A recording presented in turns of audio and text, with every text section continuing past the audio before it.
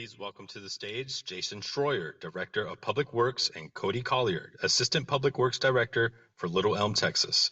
They will be bringing us a discussion on recruitment and retention through skill-based pay.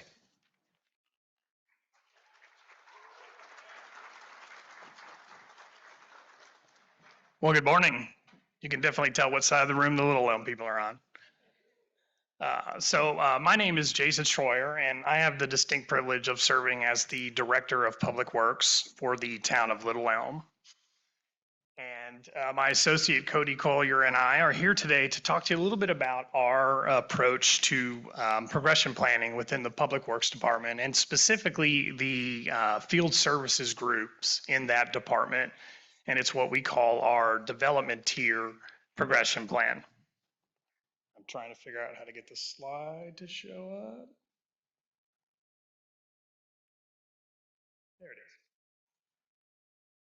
But before we do that, I'd like to tell you a little bit about the amazing community of Little Elm. So Little Elm is nestled in North Texas, kind of between Frisco, Prosper, Denton, Louisville. It's right on the lake.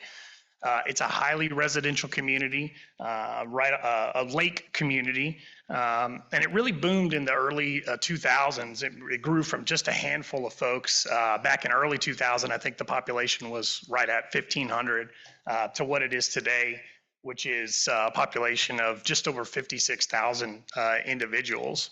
It's a highly residential community, and so as you can imagine, the quality of life, quality of service is very important to us. The town is just over 21 square miles, but one important note is remember that over a quarter of that is Lake Louisville. And so we utilize the lake. It's a big part of our culture and the way we do things. We are a lake community. It can also pose some significant challenges for us with regard to, especially those of us that are on the engineering and public work side, but that's a completely different presentation. Maybe we'll do that some other time. With 61 miles of shoreline, we have a very deep connection to the lake itself, and we leverage that at every opportunity we get. And so we will call ourselves the town with the lake attitude. And hopefully that picture kind of indicates to you, we're very colorful, very vibrant, very fun group. It's also why I'm dressed like an orange traffic cone today for you. It makes it easy to see me. With tremendous population growth, you can imagine there's great growth in the organization as well. And so the town itself boasts just over 369 full-time employees. More specific to the Public Works group, we have 48 full-time employees. And they're kind of spread across what you would call the traditional public works areas. And so we have the utilities, which handles water, wastewater collection, and then wastewater treatment. And yes, the town of Little Elm does own and operate its own wastewater treatment plant. And Ron is right, what he said earlier. If that went down, I think the town would disappear really, really, really quick. And so we also have stormwater. We have our street services group, which handles maintenance and then traffic operations. And then solid waste, we also own and operate our own community drop site. And then the fleet department. And the fleet department handles all the vehicles for the entire organization. I took over the Public Works Director position 5 years ago. It'll be 5 years this April. And when I took it over, it was already a very distinguished group. They had won a number of awards from a variety of different agencies. And they were also one of the few, I believe at the time, it was one of 7 that were accredited by the American Public Works Association. And so it was a really good group. And so as I started to get my feet under me, the one thing that I did recognize pretty quick is that it was ripe for a culture change. And so as I started to sit down with all the individuals in the department and have conversations with them, there was a couple themes that really started to generate. The first of which was there was very little room for growth in the organization. They had a very traditional structure, and so operator, crew leader, supervisor, manager, and really the only way to grow was if somebody left. And the second thing that came out of that was a lot of discussion about pay. We're looking for ways to enhance our pay. How do we make more? And so that was one of the first challenges out of the gate that we were dealing with. Along with that, it's about this time that we're rolling into the pandemic. And again, as you can imagine, you all know that, you lived through it, you worked through it. That brought a number of undefined challenges for everything, but particularly to hiring and retaining employees.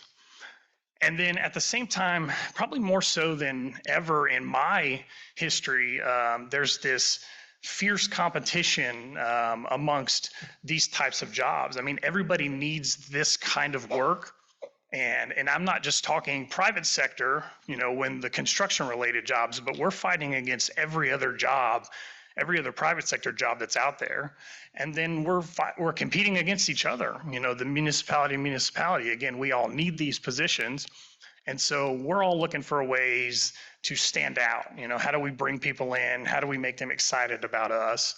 And so that's kind of the challenges that we faced. And so kind of enter Cody about that time. Cody we were hiring for an assistant director. We received his application. I was really excited. He was a very highly credentialed manager, had been in the public works industry for a really long time. And right out of the gate, one of the first things we started to talk about was these challenges, these issues.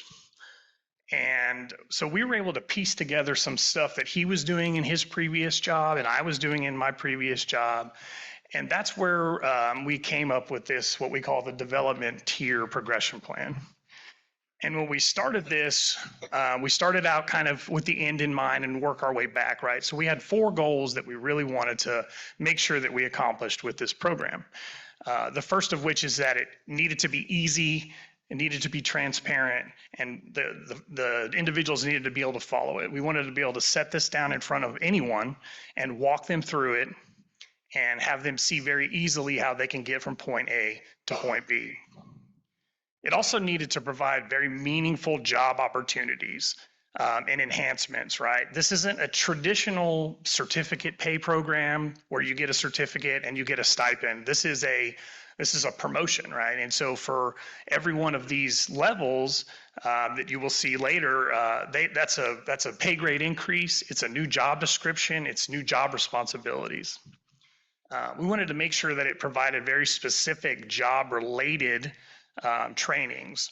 The town has a very good culture of training and development, so we're never going to disincentivize anyone from going out and getting additional trainings, but this program is very specific to the job that the employee is currently doing.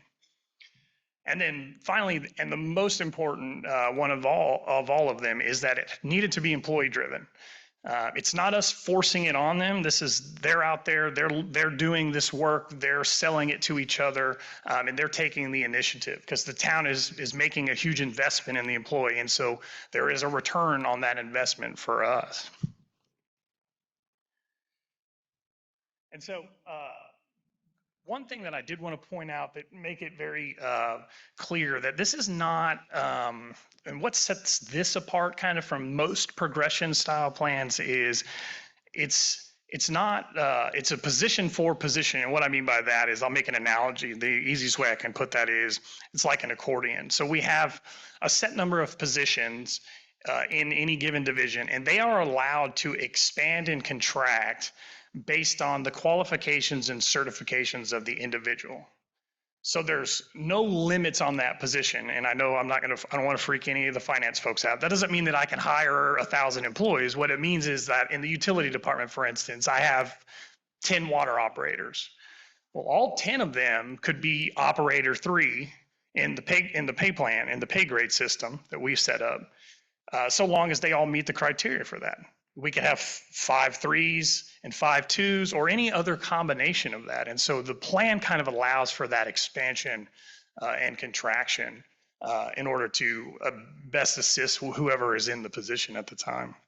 It's really simple, and Cody's going to kind of walk you through some of the individual programs. But the way we laid it out is very, very basic. And so there is a program for every level or for every position in the organization.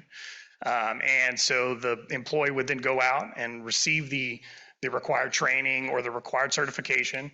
Their supervisor kind of helps track that progress as they go through, signs off on that, and then that paperwork then gets submitted up to us, where we would give final approval and then submit the paperwork for final promotion to the HR department.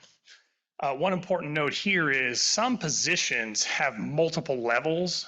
And so, for instance, there could be operator 1, 2, and 3. And so you could find situations where you would work through multiple levels within the organization itself. One of the more innovative things I think that we included, and this is something that Cody brought to the program, was cross training. And so what we did was we included in anyone that's going to promote into that first level of the program has to get cross training in the other divisions in the department. And so, for instance, we will take a streets employee and put them in utilities for 3 weeks, and we will take them and then put them in storm and so on. And then they would also spend 3 days in the fleet department learning about equipment operation and equipment maintenance. And we did that for one major reason, really just to build this well-rounded group of individuals. And so we've already leveraged that a number of times. I mean, I can think of several times when, let's say, for instance, it's water cutoff or shut-off day, and our utilities group is really busy and they're swamped. And so we can actually pull employees from the other departments or the other divisions, and they can assist. And so they'll come over, and because they've been through the program, they understand how to do that work. And so that's helped us in the past in a lot of different ways. Kind of the unintentional thing that I didn't know about, Cody may have, but I didn't, is it created this really interesting camaraderie between the groups and really a respect for what the other individuals are doing. You don't have to spend a lot of time walking around a public works department out in the bays or whatever to understand that these folks are very competitive with each other. And so you will often hear, oh, the stuff that they're doing isn't as hard as what I'm doing, or they don't work as hard as we do.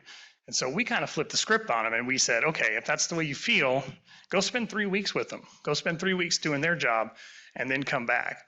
And almost always what we come back and hear from them is, I don't want to do that.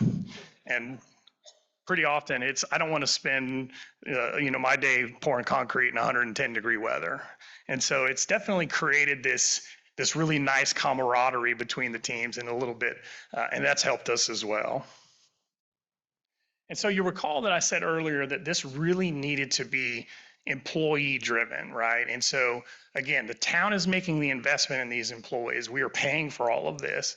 And so it's our return on that investment is that they're the ones that are doing the work. And so it is their responsibility to go out and locate these trainings. Now we provide them the information, but they have to go get them. They have to sign up for them. They have to pay for them. And what I mean is they have to find a supervisor with a P card to pay for them, because the town, of course, is paying for the certifications. They have to attend the courses. They have to pass the exams. It is all of that is their responsibility. The maintenance of the certification, is their responsibility.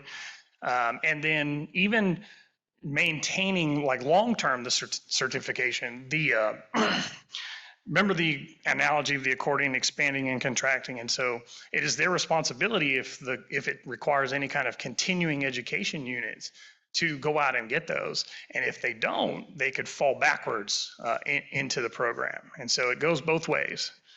And so I'm going to call Cody up, and he's going to walk you through a little bit more of the specifics, kind of talk to you how it works in practice, and then how we define success with the program. Cody?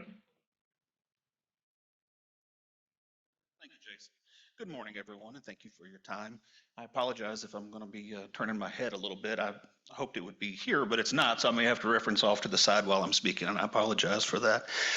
So in the town of Little Elm, we have, in the Public Works Department, we've created actually 11 individual plans for positions. Now, of those 11, due to time and brevity here, we're only going to present 5 of them to you.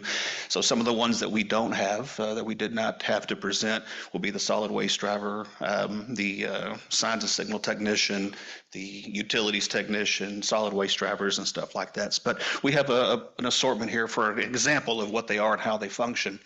So as you can see here on our water operator side, you can see that they enter in at a pay grade 107. So Little Elm, like everyone else, has a pay grade and a step plan. And as you progress through it by achieving the required functions, you can actually upgrade 3 full pay grades. So by upgrading from a D to a C, basically to a B water license, and with all the other additional steps, CDLs and the 3 weeks of cross training, it allows that employee the opportunity to advance up while maintaining basically the same function in the position. His education and skill allows him to increase his pay and salary regardless of his tenure, how long he's been with the organization. It also allows employees, when we try to retain or recruit from outside the organization, if employees outside have these skills, or let's say somebody comes in, they meets a step 2 or a step 3, it allows us to go ahead and hire that individual at the step 2 or step 3 pay grade. So it allows us to recruit potentially a little higher level of candidate. So in the wastewater collection system, it's very similar. You have a collections 1 license from the TCQ, 2, and then finally a level 3. So as you start doing these things, so as we move through the next few, you'll see where sometimes you got to start getting a little creative. So in wastewater collection, for example, we wanted to make sure it's a well-rounded, challenging requirement to be worth, the advancement in pay. So we found a pipeline assessment certification, and that was a really good program because it allows the employees, when they're out doing the video inspection, cleaning, and maintenance, it provides that individual with a better education and background to understand what they're seeing as the frontline inspector doing the work. Wastewater treatment plant. Again, you can see it's a very similar situation. Everyone has to go through the same cross-training at the second step. As you progress through your licenses, you can move up, working your way to level 3. Again, Class B license being the requirement for the third step. Street maintenance operator is one of the ones where we started having to get a little creative. Unfortunately, in the world of street maintenance, stormwater, there's not a lot of licensing. There's not a lot of things you can go out for and get certified and licensed. But in order to make it fair and equitable for everyone, we had to get creative and figure out how are we going to make sure that they have to put in an equivalent amount of time and effort to obtain the required education and skill sets. So as we go through, you can see we required a CDL. And then work zone safety, confined space, then sign production. So we have our own sign shop in Little Elm. So what we wanted was every employee to be able to perform and be proficient at operating the sign machine and creating signs from beginning to end, all alone by themselves, to be able to fill a gap in that position if we needed one. Proficient equipment operations. One of my favorite ones was actually an understanding for the employee to be able to understand, recognize, and utilize the TMUTCD manual. A lot of times employees go and they put up our signs, or they see signs that require maintenance or work, but they're not sure what to do with it, or they'll not the requirement. So making sure that they understand. So we'll bring them in, ask them a series of questions, and it's that employee's responsibility to reference the TMUTCD online and answer those questions back to us, so we see they demonstrate a proficiency in understanding where the resource is to get the answers for the questions. And again, same concept. We go through 3 weeks of cross training. And then as we move along, we start introducing NIM certifications and trying to go with higher levels of our NIM certification requirements. And stormwater maintenance, it's a very similar profile. One of the higher requirements we're able to do here is we noticed that a lot of the stormwater maintenance operation is obviously keeping and cleaning ditches and vegetation. But one of the better ways of doing that is by applying, herbicides with TDA licensing. So if you can prevent that vegetation, it's a lot more efficient than having to excavate it and haul it all off. So by making a TDA license a requirement for a higher level, it requires that employee to do the same process, get licensing, and save a little time in maintenance. Fleet specialist, I had to rely very heavily on my fleet maintenance manager for this one. But you can see we have an opportunity, really, an employee can take a path to really specialize more on ASC certifications or EVT, EVT being obviously for, fire, ambulance, police. So it allows the employee, because there's so much in the fleet maintenance side, we had to break it out. And this process allows the employee to really choose more what interests them and to be specialized in that side of the house. So the statistics that we have in utilities, We wanted to look at, how successful, what is it working, or are people participating in the program? So we had 5 folks already in the utility side that have completed the process and have already reached, the full level 3. Employees that are currently in and received, we have 5 more, so they're on step 2 and actively working towards step 3. Employees who have begun the progression plan with no promotion yet, we have 7. So those employees that have already started, they may have already gotten a partial of the first step, and they're signed up and going to classes to begin getting licenses. Streets and Drainage Department, we had 2 that have been promoted, and we have 6 more who are in the process of getting full completion. And the Fleet Department, we have 3 folks. There's 5 total, but we have 3 that are already in the process of obtaining it. So when you take those numbers, of the 40 employees who are eligible, because this is pretty much anyone under a crew leader position down. So of those employees, there's 40. We have 70% of our employees who are actively engaged in doing this program. So how do we define success? Well, I guess the best way is, it's almost the title of this conference is, servant leadership. So what better way to be a servant leader than investing in your coworkers, in your team, trying to provide a path, the education ability, the ability to provide more for themselves. And sometimes that requires a little nudge to get them started. Sometimes it requires a push to get them started. But we want to be able to provide a path for an individual who wants to be successful to begin that process. So it is involving employees with a progression plan, and that's why I talk about that little push. Sometimes some folks are hesitant. They may have been there for 10, 15 years, and they seem comfortable where they are. And they might even question it. Is it worth it? Well, what happens is when they see employees that have been there for a year or two suddenly starting to pass them, they become real interested in the program and willingness. So again, it's fostering a positive attitude and eagerness to contribute. And contributing, it's contributing to yourself. We want you to be the best, most educated, excellent employee we can have to make the decisions in the field. Retention, retaining valuable talent within the organization, and minimizing turnover. Now, the issue with that is, and I've heard this a lot in previous places, what happens if this person, we educate them and license them to a level that they leave me? And I mean, that's the whole point. Why wouldn't you want to educate your employees to be that valuable? And if you look at the total cost, I've heard some people say this position requires a C TCEQ license. Well, if I give them a B, they're just going to leave me and go somewhere else. That's kind of an awkward argument, because if you look at what the cost is between testing, TCQ classes, even if you take the sunk cost of the employee's labor of going to classes, let's say it costs $2,000 for an employee to go from a C license to a B license.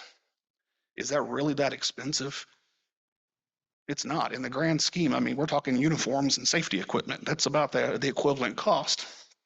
So they're not going to leave you, and if they do, they may come back when a position of a higher opportunity develops. And keeping your employees length of service and stability, that's a similar conversation I've had. I've had employees that have been there 10, 15, 20 years, and they've not progressed.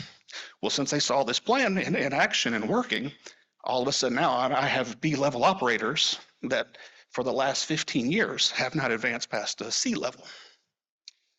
So career growth, providing opportunities for career advancement, and sometimes outside the organization. If we're going to talk about servant leadership, and we have to talk about what our mission is, what it is we do. We talk about taking care of our staff, taking care of our employees, providing excellence, not just for the employee, but for the citizens we serve. We should have the best, most educated folks out there doing these jobs. And if they leave us and they go to another organization, that's great, because we all share the same mission. We have the same goals. We want the most excellent employee we can recruit. We want the best employee out there doing the job for the citizens. So if we all take part in that holistically, it's a win-win-win. It's a win for the employee as an individual, it's a win for the organization, and it's a win for the citizens that we all serve. So in the definition of success, I don't know how much more successful you could be. So that concludes our presentation. If you have any questions for Mr. Schroyer or myself, we'd be happy to answer them. Or you can contact us and we'll be happy also to provide our entire progression plan if anybody would like to see them all. Yes, a gentleman's bringing a microphone, I'm sorry.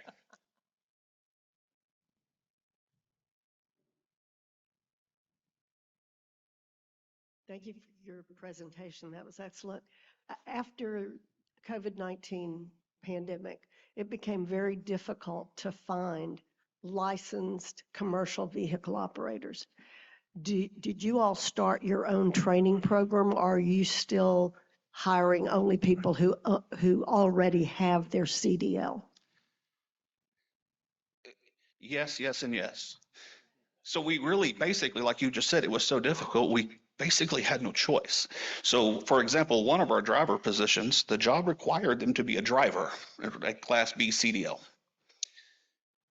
But in the position we were in, and the state changed the requirement for getting a CDL, it became extremely difficult. So we had to become very flexible.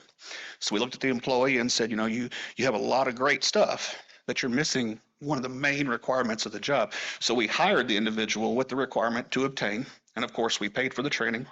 We paid for the CDL. We provided the time for him to go do his test. And within that 6-month window, he achieved all the requirements. He got his CDL. He's still with us, and he's a fantastic employee. And he has an opportunity to continue if he would like to, elevate his license to a Class A, and then we'll move him up a step even higher. As far as the training, we, like a lot of other folks, we struggled there too, but we found a provider that we send our staff to go and do the training to help facilitate getting their CDLs. Yes, ma'am.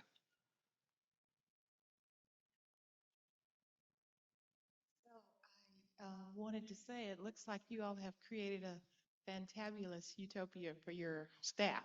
Fine. And listening to your presentation, it sounds like it's just a wonderful place to be.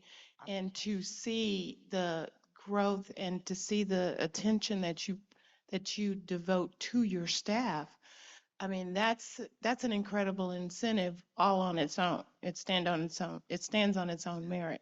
So my question is, with your employee group, on average, with the aging side of it, I mean, because this is, manual labor on some levels. When you're looking at your plan, how do you incorporate that? I mean, and the reason why I'm asking that question is because I know, when you look at the spectrum, there are some things that while they're there, and I heard you say that some of them didn't go past the C level. Does that play into it at all, the age piece, or is that just a moot point?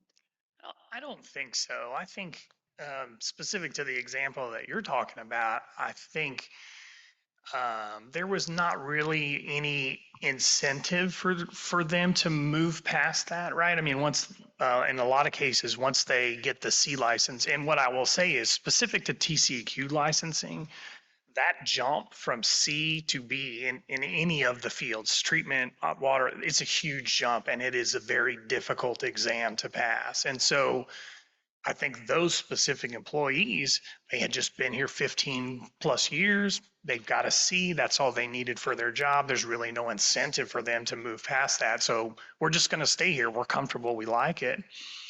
And so I hope you noticed, because of the difficulty of the exams and because of what that means, you will see that last pay grade bump from C to B, from 2 to 3, excuse me, is a two pay grade jump. I mean, it's a big jump for those that are willing to go out and put the work in and the effort in order to do that. So I don't think the age really plays into it at all. I just think it's about incentivizing the desire for the team to grow. And I think Cody said it best. I mean, there's no downside to us for having the most dedicated, trained workforce. I mean, it shows in the work that they do. Again, it shows in when we got accredited for the American Public Works Association. And so we see no downside. It's a very low cost for a really high reward as far as we're concerned. Hello, I'm Wandelise Turner, come from Denton, Texas, so right up the road. My question is, does tuition assistance for community college or universities, et cetera, does that play a role in this professional development timeline for any of your positions? And how do you manage that part? So in this particular program, it does not, but the town does offer tuition assistance to employees. It doesn't factor into this particular program, but they can contribute to both, right? I mean, they could still be working through the progression plan, but also taking classes and getting tuition reimbursement from the town as well, and education pay.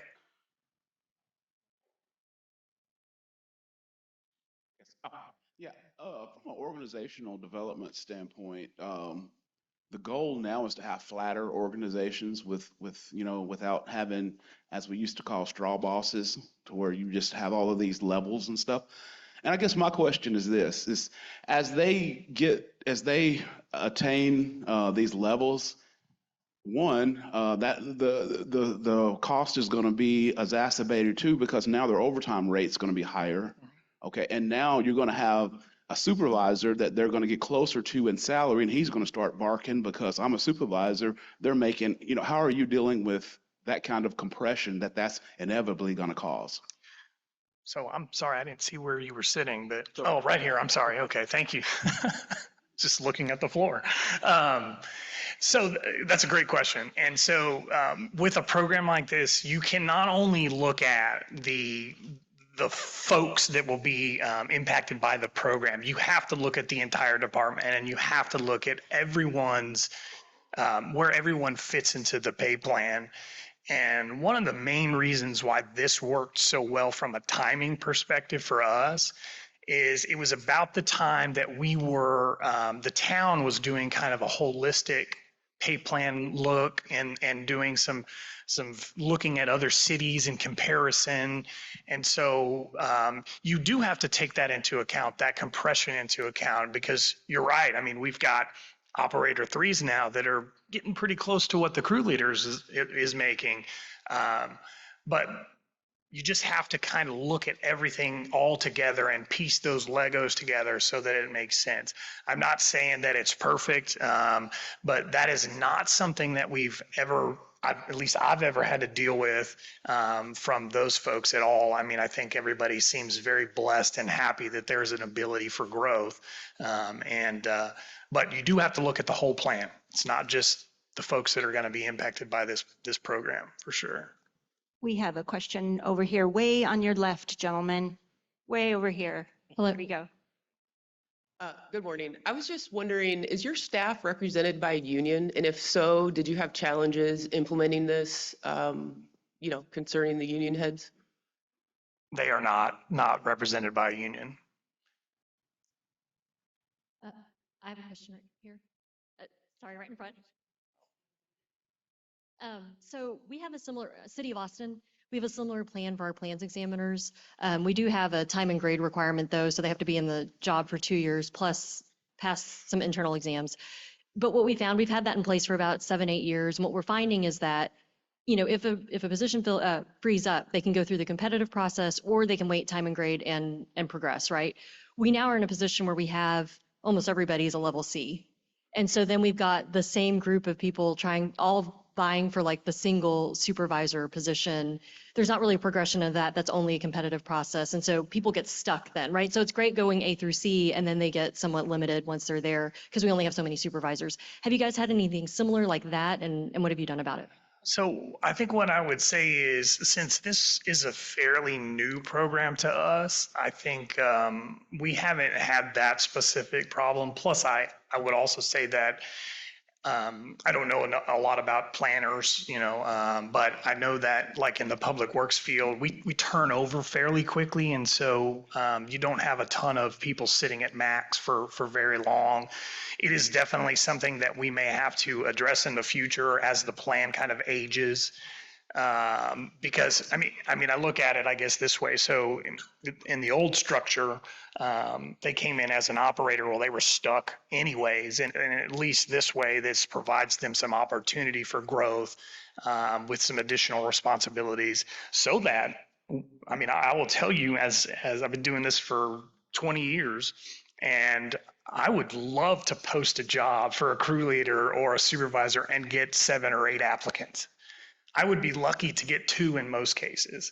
And so if I could have 6 folks that are right in my department that are like, hey, we can all do this, that would be a fantastic opportunity for us, I think, in most cases.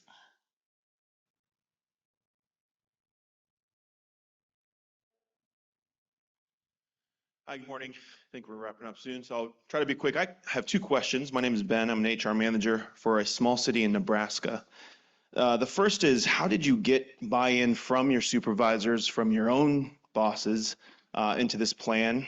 And then the second question is cross-training.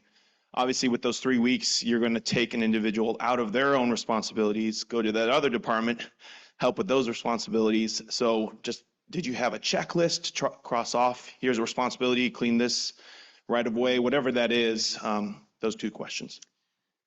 So as far as buy-in from my supervisors, it was just really communication. I think both Doug Peach, who is my boss, and then Matt Mueller, who is the city manager. Some of you probably know Matt, and hopefully all of you know Doug. He's been around forever. They are amazing individuals, and so it honestly did not take a lot of selling to get them on board with this. And again, I think you think about the time of when we were trying to do this. We were really struggling at particularly street operations type maintenance worker positions as the pandemic started up and really started to get going.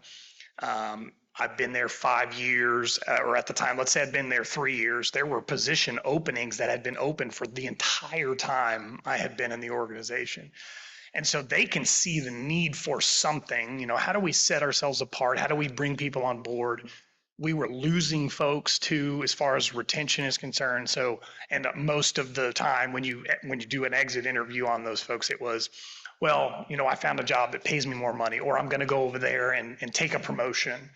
And so what we wanted to do is give them that availability right here. And so both Matt and Doug, it was an easy sell. They both saw the value in it really quick, being really true servant leaders themselves. And so that was very easy for us. It took probably 6-7 months to put the plan together. So we kind of sold it in that way. And I'm sorry, what was your second question? Just the cross-training, Oh, okay. checking checklist or anything. Yeah, so I think the idea with the cross training, and if you saw the slide, they haven't implemented it yet, but our parks department is also, which is in a different department, of course, is also in going to start doing something like this. And one of the other areas that we want our individuals to get cross training is over in parks, and so we want to make sure they get that as well. I think what we want them to do is get a good amount of exposure to what job that these other divisions are doing. And so there is a little bit of a checklist, like, if they go over to storm, we want them to see doing some cleanups in ditches, and we want them to help, do some those kinds of things. If they stick them in utilities, we want them to know how to shut a meter off and, curb stops and taps and things. And so there is a little bit of a checklist. It's not super formal, but we really just want good exposure to what the other divisions are doing. I just wanted to say something on that. If you wanted to make it like a really formalized, I'm over here. Hi. If you wanted to make it like a more formalized sort of checklist, figure out what the competencies are, a list of the competencies for each of the positions. And then that could be like your guide, like this position needs to know how to do this, this, and this, and meet these different competencies. And you could, if you want it to be more formalized. That's an idea. Very good idea. Yeah, my name's TJ Harris. I'm from Washington County in Brenham, Texas. Since the employee can control their progression, have you had any challenges budgeting for this? And if so, what'd you do to overcome those challenges? So we will make an assumption based on past like history of how many individuals are kind of moving through the program. And so that has not been a challenge for us to date yet. My assumption is, and some of this is because, I think some of it is because, you know, the utility funds and enterprise fund, it's obviously a lot easier to move money around. The TCQ requirements are already kind of established and set out. And so they have to have a certain amount of experience before they can move through the steps. And so you have to have 3 years to get your C or 5 years to get your B. And so that's a little easier to control than on the street side, where really if somebody is working really hard, they can enter in as a maintenance worker 1. And within a year, I mean, if they really move, they can almost make it through the entire the entire plan. It has not been a problem for us because we try to make a pretty good estimate. Okay, this is how many individuals we had last year. We haven't turned that many people over. We really only have 2 folks that can do anything this year. So we kind of try to do our best a judgment call on that, and it hasn't been a problem yet. And I know we are standing between you guys and lunch, so we're more than happy to answer any of the questions. You can contact us. We'll be around. So thank you so much for your time.